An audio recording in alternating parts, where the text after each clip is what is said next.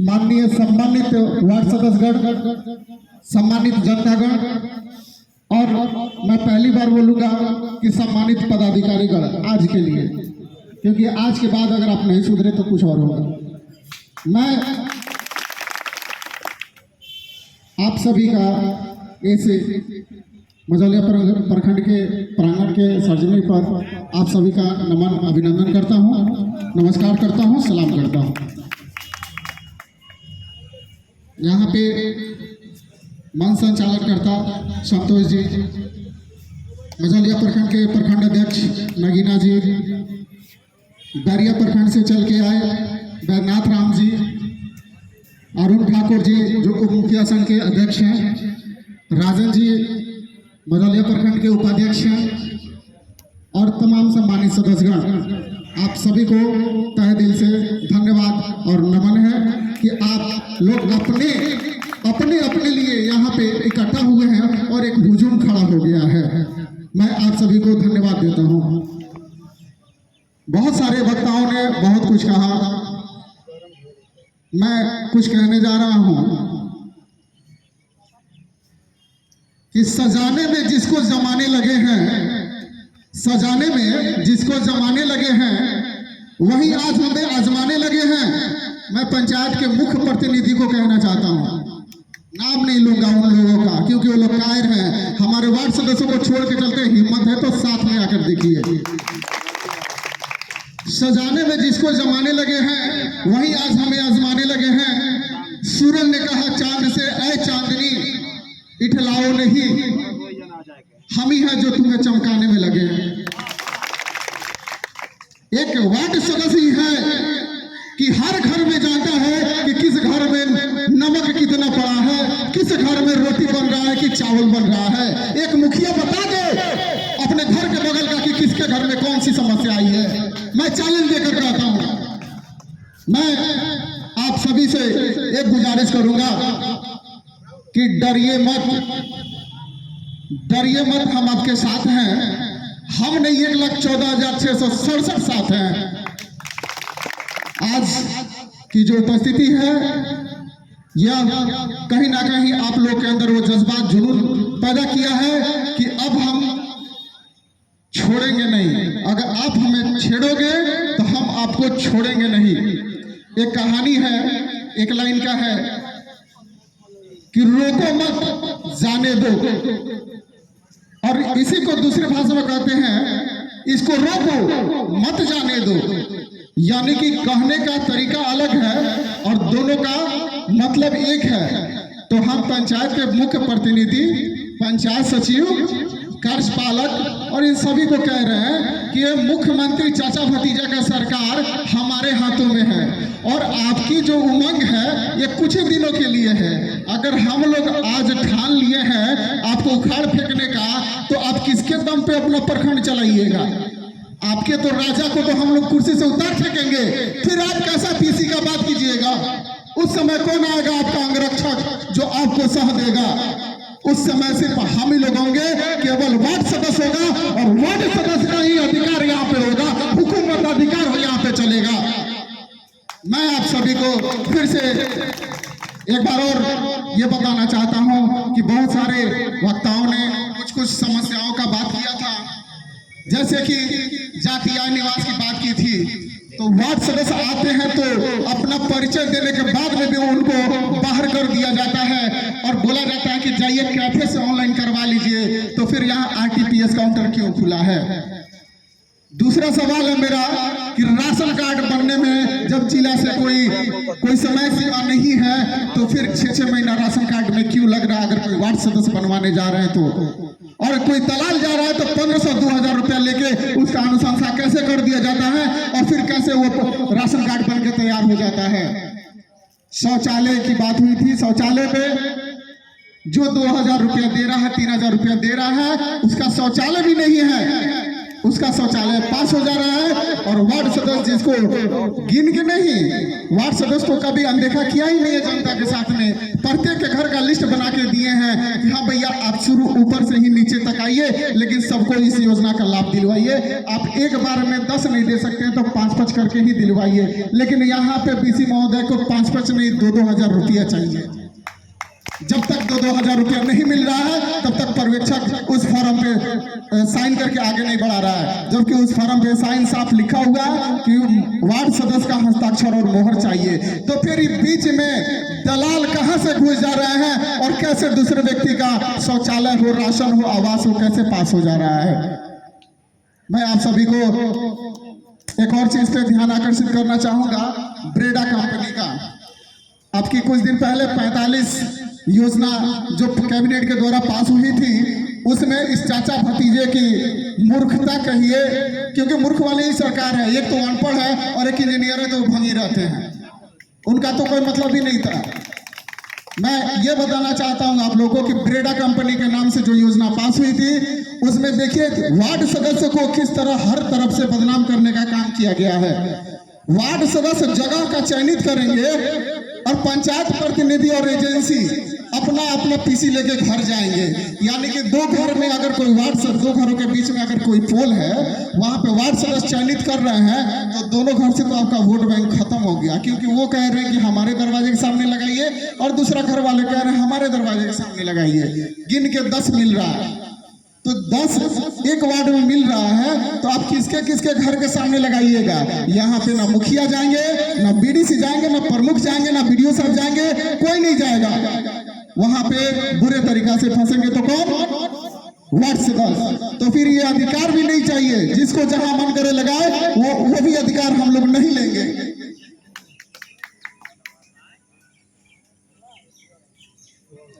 एक बहुत बड़ी शायर है, ताश के पत्तों का घर नहीं होता, ताश के पत्तों का घर नहीं होता, नदी को बीच में रोक देने से समंदर नहीं होता। ताश के पत्तों का घर नहीं होता और नदी को बीच में रोक देने से समंदर नहीं होता। यह जीवन तो संघर्ष है, जो आज हम लोग बैठे हुए हैं, यह हमारा संघर्ष है। यह जीवन तो एक संघर्ष है। लेकिन पंचायत के और प्रतिनिधि के बारे में कहूंगा कि एक बार जीत जाने से आप सिकंदर नहीं हो जाते। मैं कुछ और समस्याएं हैं जो केवल प्रखंड से होगा। हमारी लड़ाई न पंचायत के प्रतिनिधि से है, न प्रखंड पदाधिकारी से है। बस अपना नीति और नियत बदलिए, नहीं तो जिस दिन हमारी नीति और नियत बदल गई, उस दिन फिर आप लोगों को कुछ और सोचना होगा। क्योंकि हम लोग, मैं प्रखंड विकास पदाधिकारी तक चाहूंगा कि मेरी आवाज जाए, और कल ही मैं प्रखंड अध्यक्ष जी के माध्यम से यह मांग करूंगा कि जो भी बुधवारी का जांच होता है, जो भी पंचायत में गड़बड़ी पाई जाती है, आज तक उस व्यक्ति को दंड क्यों नहीं मिला है। कल मुझे आवेदन के माध्यम से प्रखंड विकास पदाधिकारी और जिला पदाधिकारी महोदय के पास यह जानकारी उपलब्ध कराई जाएगी कि उन लोगों को हर बुधवारी में कहीं ना कहीं गड़बड़ी होता है, कहीं राशन का, कहीं वित्तीय वर्ष का, कहीं कुछ मुद्रा का। लेकिन आज तक वो पदाधिकारी लोग, वो पंचायत प्रतिनिधि लोग, वो पंचायत सचिव लोग दंड के भागी क्यों नहीं हुए हैं? अगर हुए हैं तो उन पे कौन कौन सी धारा लगी है और कितने साल की सजा हुई है? क्या उनका पेंशन, क्या उनका भत्ता, क्या उनका सैलरी बंद किया गया है या नहीं किया गया है? ये हमारी मांग है। आगे अनुरक्षक मेंटेनेंस का मांग है। क्या 2022 के वित्तीय वर्ष में आप सभी को अनुरक्षक और मेंटेनेंस का 48,000 रुपया मिला था? क्या नहीं मिला है? कितने महीनों का मिला है? नहीं मिला है। मैं बीपीआरओ मैडम या सर जो भी यहाँ पे उपस्थित हैं, मैं उनसे मांग करता हूँ कि कल ही आप मुझे 1 साल के वित्तीय वर्ष का लेखा जोखा हम सभी वार्ड सदस्यों के सामने आप उपस्थित करेंगे लेटर के माध्यम से कि वित्तीय वर्ष में कितने आपने अनुरक्षक और मेंटेनेंस राशि का आपने ट्रांजैक्शन किया है। अगला मांग है, मांग नहीं है, ये कमी है।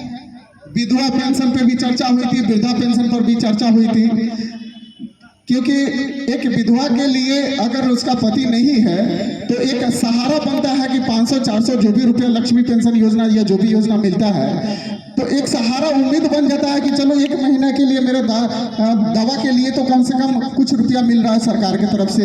लेकिन यहाँ भी एक विधवा का प्रमाण पत्र बनाने के लिए भी 1500-2000 रुपया चाहिए। तो वैसे विधवा थूक कर इस प्रखंड में चली गई है लोग कि हमको ऐसे विधवा पेंशन नहीं चाहिए, ये पदाधिकारी ही रख ले और अपने घर में दे दे। 500 रुपया 400 रुपया जो भी मिल रहा है वो लेके दे दे अपने ही घर में, लेकिन हमको ऐसे विधवा पेंशन नहीं चाहिए इस पदाधिकारी के द्वारा। आगे है वृद्धा पेंशन, उसमें भी वही हाल है। मैं कुछ दिन पहले इसी प्रखंड में आया तो इस प्रखंड के रास्ते से जा रहा था, मैं देखा कि एक वृद्धा वहां पे रो रही थी गेट के पास ही। मैं वहीं पे रुका था, मैंने पूछा कि अम्मा क्या हुआ है? तो बेटा आज 3 महीना से मैं दौड़ रही हूँ, लेकिन यहाँ पे अभी तक मेरा केवल आने जाने का भाड़ा 2500 रुपया लग गया है, लेकिन 400 रुपया हमको नहीं मिल रहा है। उन्होंने रोते हुए कहा कि बेटा मैं ऊपर वाले से दुआ करूंगी अगले जन्म में इन पदाधिकारी को कोई नौकरी नहीं मिले, कोई नौकरी नहीं मिले। उन्होंने ऐसा शराब दिया, तो कम से कम आप लोग शराब से भी तो बचिए। अगला है विद्यालय आंगनबाड़ी का, आप सभी ने मुद्दा उठाया था। इस मुद्दे पे जिस दिन से चुनाव होते हैं, प्रमाण पत्र मिलते हैं, उस दिन से वार्ड के अध्यक्ष या वार्ड का प्रधान कहिए, आप खुद हैं, विद्यालय के अध्यक्ष आप हैं, आंगनबाड़ी के अध्यक्ष आप हैं। अगर सबके अध्यक्ष आप हैं तो पंचायत में जो समिति का गठन होता है वो पंचायत सचिव का रजिस्टर कहाँ है? जो समिति का गठन होता है उसमें क्या हमारी अध्यक्षता नहीं है? जो 7 सदस्यीय का गठन होता है क्या उसमें हमारी अस्थायी भूमिका नहीं है? मैं इस 29 पंचायत के सभी पंचायत सचिव से मांग करता हूं, बीपीआरओ मैडम या सर से मांग करता हूं, बीडीओ साहब से मांग करता हूं कि वो 7 सदस्यीय रजिस्टर कल ही उपलब्ध कराई जाए, क्योंकि 2 साल हो चुके हैं, 2 साल में नया तो बनेगा नहीं। आपने तो पहले ही 7 सदस्यीय का गठन कर चुके हैं, तो वो रजिस्टर सभी पंचायतों से यहाँ कल उपलब्ध कराई जानी चाहिए, ये हमारी मांग है। नहीं तो इसके लिए हम लोग जिला नहीं राजधानी तक जाएंगे और जो भी होगा इस एक रजिस्टर के लिए आपको यहाँ से लेकर पटना तक दौड़ना पड़ेगा। अगला मेरा मांग है कार्यकारिणी का रजिस्टर। हम लोग कभी पंचायत में कार्यकारिणी में जब अगर जाते ही नहीं है तो हमारा सिग्नेचर कैसे हो जाता है? इसका जवाब पंचायत सचिव महोदय देंगे, कार्यपालक महोदय देंगे कि रजिस्टर पे साइन क्यों नहीं होता है। और सूचना पंजी रजिस्टर होता है, क्या आप लोगों के पास पहुंची है कि कल बैठक है या इस दिन बैठक है?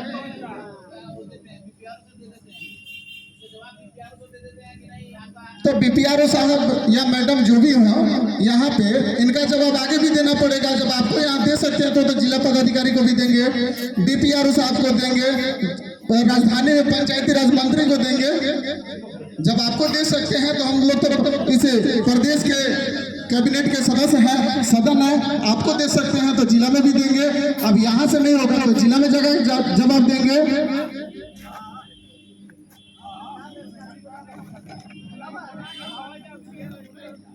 हम आप सभी ध्यान देंगे, आप सभी वार्ड सदस्य जो भी इधर उधर हैं हमारी बातों को सुन रहे हैं तो कृपया इस पंडाल के नीचे आके बैठे। मेरी मुख्य मांग है सरकार से कि पंचायत से ठेकेदारी प्रथा खत्म हो। ठेकेदारी प्रथा खत्म होगी तभी पंचायत का विकास होगा, और वो विकास कब होगा? जब हम लोग एकजुट रहेंगे तब होगा। क्योंकि आज हम लोग एकजुटता का परिचय देते हुए आज यहाँ पे पहुंचे हैं। कल लौरिया में धरना था, कल वहां के बीडीओ साहब ने ये मान लिया कि हमारे पदाधिकारी के द्वारा बहुत सारी अनियमितता को बरती गई है, और मैं यह विश्वास दिलाता हूं कि आज से और अभी से एक भी अनियमितता निर्दयता बर्दाश्त नहीं होगी। आपको जो रजिस्टर चाहिए, जैसे कार्य चाहिए, मैं वैसे कार्य करवा के दूंगा। ये इसका प्रमाण है कि लौरिया प्रखंड के बीडीओ पदाधिकारी अभी नए नए आईएएस महोदय आए हैं, जो सीओ और बीडीओ दोनों के प्रभार में है। उन्होंने ये विश्वास दिलाया सभी वार्ड सदस्यों का, और आज हो सकता है कि कार्यकारिणी का रजिस्टर और 7 सदस्यीय समिति का रजिस्टर, ये सब कुछ वहां पे दिया जाएगा। तो ये आप सभी का योगदान है कि आज ही वहां पे रजिस्टर दिया जा रहा है। ये बहुत बड़ी बात है कि आप लोग इतना दिन से अलग अलग थे, आज एक बार बैठे तो सारे पदाधिकारी अपने अपने कार्यों में लग गए हैं।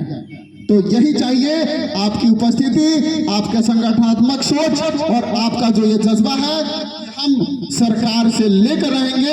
यहाँ का तो बात छोड़े ना, यहाँ तो हम लोग ऐसे ही ले लेंगे।